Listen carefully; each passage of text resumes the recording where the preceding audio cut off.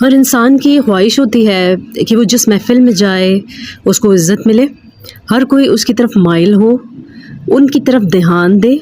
اس کی ہی بات سنے اور ساری محفل میں وہی انسان محو گفتگو ہو، اسے ہی سمجھا جائے۔ تو اس عمل کو جو وظیفہ آج میں بتاؤں گی، اگر آپ اسے پڑھ لیتے ہیں تو کسی بھی محفل میں جا کر تو آپ خود کو ہی اندازہ آپ کو ہو جائے گا کہ اس کا اثر کتنا ہے یا کس حد تک ہوتا ہے۔ دوسری بات، اس کو آزمانا ہے تو آزما بھی لیں، اپنے گھر والوں کے درمیان بیٹھ کر پڑھ لیں،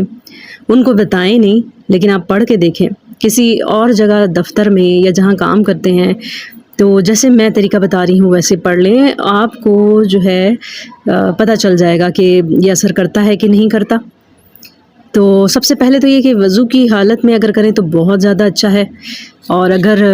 وضو کی حالت میں نہیں کرتے تو تب بھی ٹھیک ہے، لیکن یہ ہے کہ وضو ہو تو زیادہ اچھا ہے۔